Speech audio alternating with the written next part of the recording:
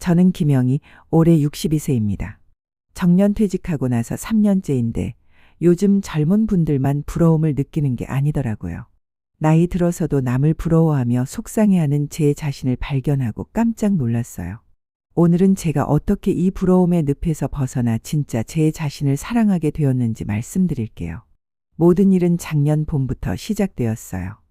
동창회에서 영희야, 정말 오랜만이다. 40년 만에 열린 고등학교 동창회. 코로나가 끝나고 처음으로 열린 모임이었죠. 설레는 마음으로 갔는데 친구들을 보는 순간 마음이 싱숭해졌어요. 순자야, 너 진짜 젊어 보인다. 피부 관리 어떻게 해? 제일 먼저 눈에 띈 건 박순자였어요. 고등학교 때는 그냥 평범한 아이였는데 지금은 정말 우아하고 젊어 보였어요. 명품 한복을 입고 있었는데 어찌나 고급스럽던지. 아이고, 별거 아니야. 그냥 운동 좀 하고 피부과 가끔 다니고. 겸손하게 말하지만 확실히 다른 친구들과 차이가 났어요. 저는 마트에서 산 평범한 옷을 입고 있었는데 순자 옆에 선이 초라해 보이더라고요. 순자는 참 복이 많아. 남편도 잘 되고 아들도 의사라며. 큰아들은 성형외과 의사고 둘째는 변호사야. 손자들도 다 서울대 갔고. 속이 쓰렸어요. 제 아들은 평범한 회사원이고 며느리와 사이도 그저 그런데. 게다가 손자는 공부를 못해서 고민인 상황이었거든요. 영희는 어때? 잘 지내지? 응, 뭐. 그냥 평범하게 살고 있어. 더 이상 말하고 싶지 않았어요. 남편은 작은 식당을 하다가 코로나 때문에 접었고 저는 정년퇴직 후 특별히 하는 일도 없었으니까요. 아, 맞다. 정숙이 못 왔구나. 요즘 바쁘대. 미국에서 손자들이 와서. 또 다른 충격이었어요. 이정숙은 딸이 미국에서 성공해서 매년 몇 달씩 미국과 한국을 오가며 산다고 했어요. 집에 돌아오는 버스 안에서 마음이 무거웠어요. 다들 잘 사는 것 같은데 왜 나만 이렇게 초라할까 싶었거든요. 두 번째 충격, 아파트 단지에서. 동창회 이후로 더 민감해진 것 같아요. 아파트 단지에서 마주치는 이웃들도 다 저보다 잘 사는 것 같더라고요. 어머, 영희 씨. 어디 다녀오세요? 같은 동에 사는 김 여사였어요. 비슷한 나이인데 항상 깔끔하게 차려입고 다니시더라고요. 아, 그냥 마트 다녀왔어요. 저는 문화센터 수업 들으러 가요. 요가하고 서예도 배우고 있어요. 바빠 죽겠어요. 김 여사는 매일 뭔가를 배우고 계시더라고요. 영어회화, 요가, 서예, 노래교실. 정말 활발하게 사시는 것 같았어요. 부러워요. 저는 집에서 뭐 할 일이 없어서. 영희 씨도 뭔가 해보세요. 요즘 시니어를 위한 프로그램이 참 많던데요. 하지만 저는 엄두가 안 났어요. 새로운 사람들과 어울리는 것도 부담스럽고 무엇보다 돈이 들잖아요. 집에 와서 남편한테 하소연했어요. 여보, 김 여사는 매일 배우러 다니던데. 우리도 뭔가 해볼까? 뭘 배워? 이 나이에. 그냥 집에서 쉬어. 남편은 관심이 없었어요. TV만 보며 하루를 보내시더라고요. 세 번째 충격, 며느리와의 갈등. 5월 어린이날 아들 가족이 왔을 때였어요. 어머니, 요즘 뭐 하고 지내세요? 며느리가 물어보더라고요. 그냥 집에서 쉬고 있지. 어머니도 취미 생활 같은 거 해보시지 그래요? 저희 어머니는 등산도 다니시고 한글 서예도 배우시던데.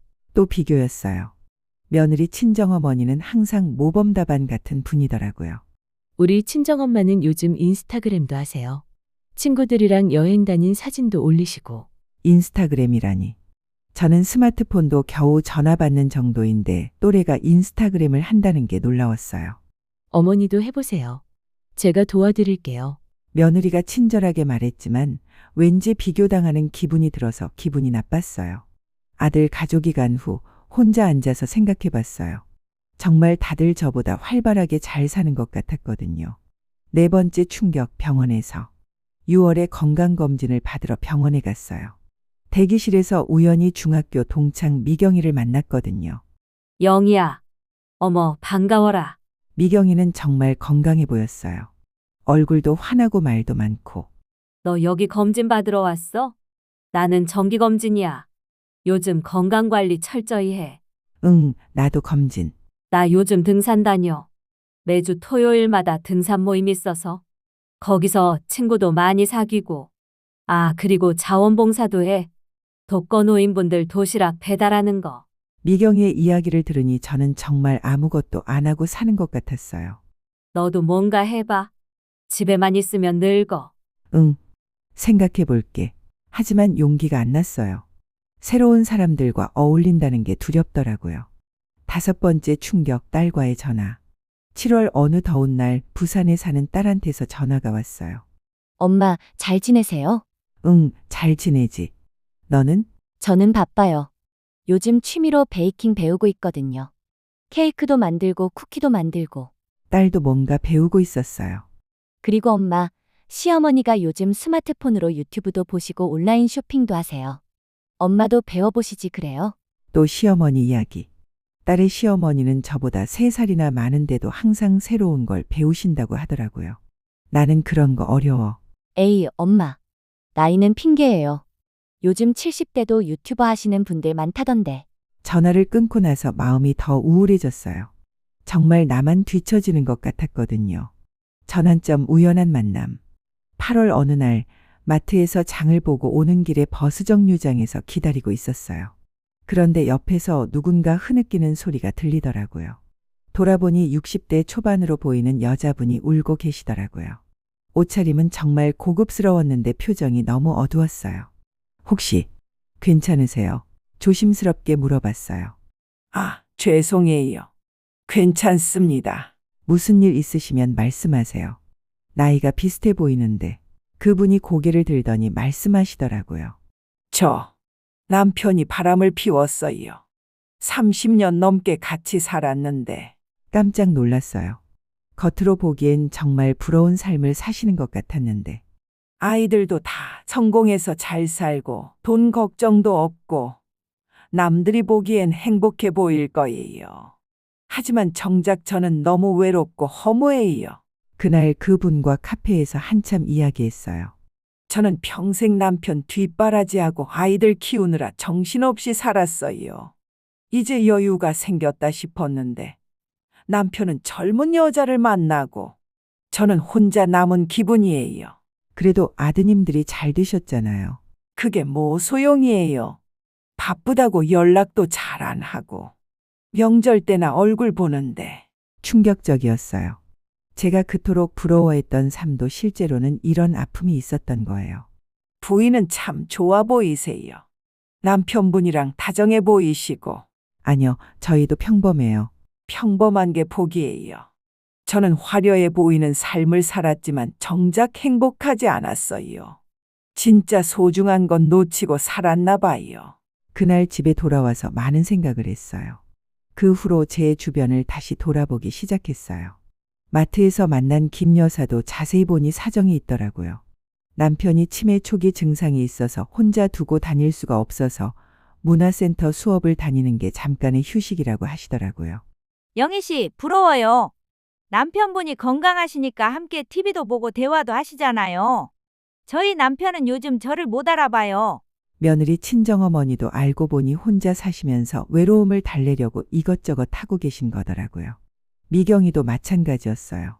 다시 만났을 때 진짜 속마음을 들어보니 남편이 일찍 돌아가셔서 혼자 살다 보니 우울해서 자원봉사를 시작했다고 하더라고요.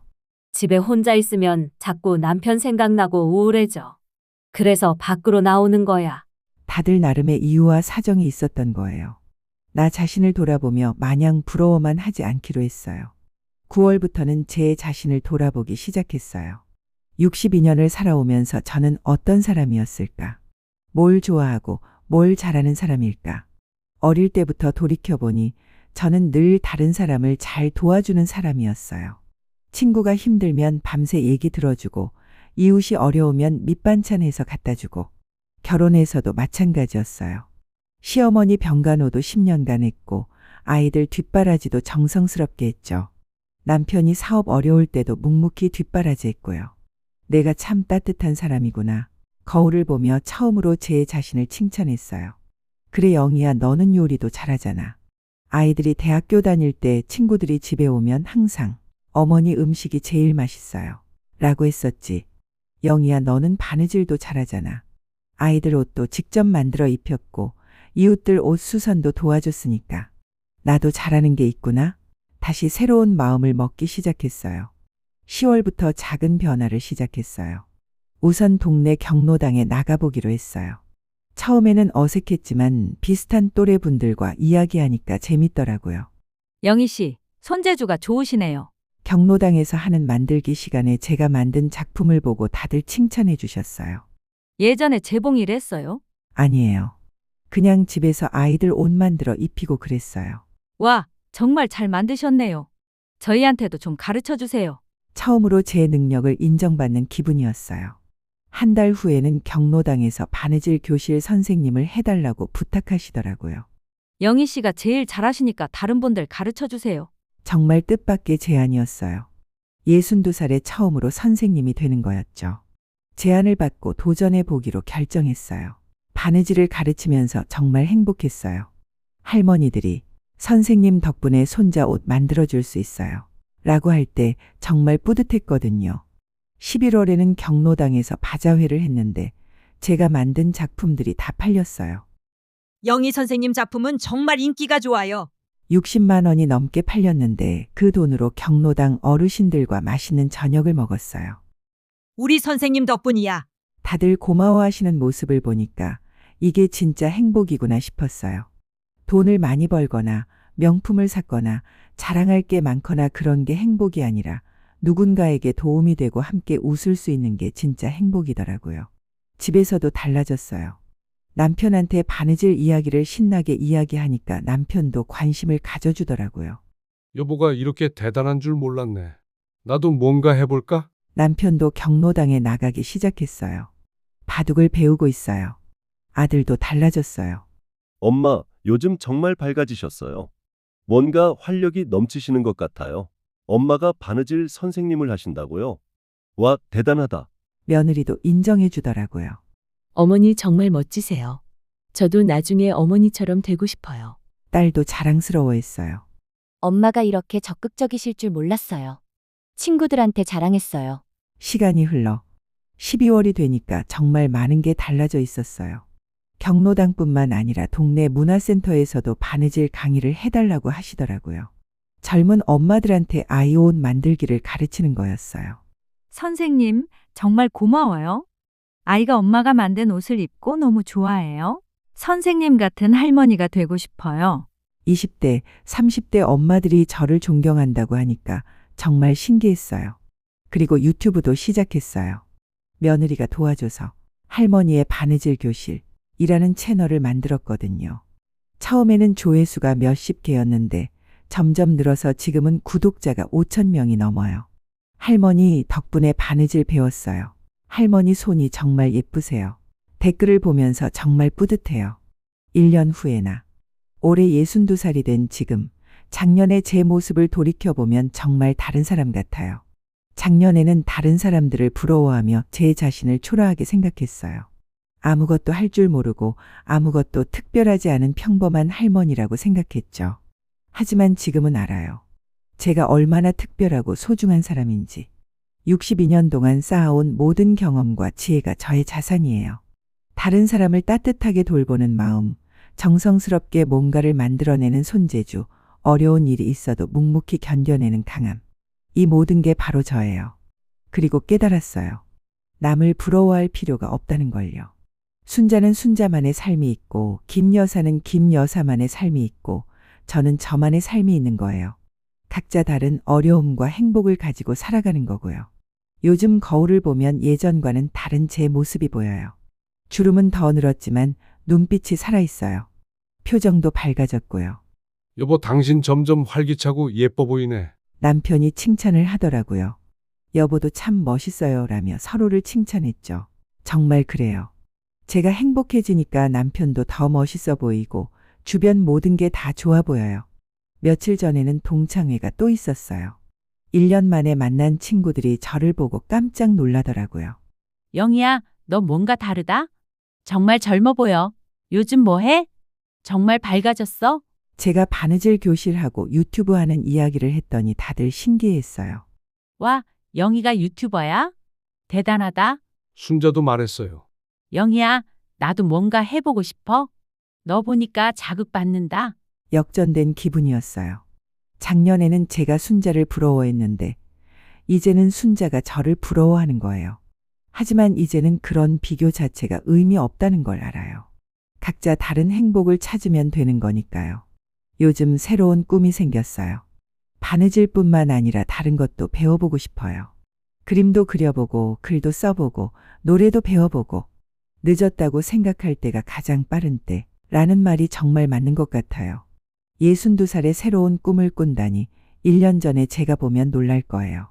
그리고 더 많은 사람들을 도와주고 싶어요. 저처럼 자신감을 잃고 우울해하는 시니어 분들께 희망을 드리고 싶어요. 나이는 숫자일 뿐이에요. 언제든 새로 시작할 수 있어요. 지금 이 글을 읽는 여러분께 혹시 저처럼 남들만 부러워하며 힘들어하시는 분이 계신다면 꼭 기억하세요. 타인과 나는 다르다는 것을요. 환경도 다르고 생각하는 것, 좋아하는 것 모두 다르다는 것을 인정하세요. 그리고 여러분은 충분히 특별하고 소중한 사람이라는 걸요. 지금까지 살아오면서 쌓은 모든 경험과 지혜, 그리고 따뜻한 마음이 바로 여러분의 보물이에요. 다른 사람과 비교하지 마세요. 각자 다른 인생을 살아가는 거니까요. 그리고 늦었다고 생각하지 마세요. 지금이 바로 새로운 시작의 때일 수도 있어요. 저는 62살의 바느질 선생님이 되었고 유튜버가 되었어요.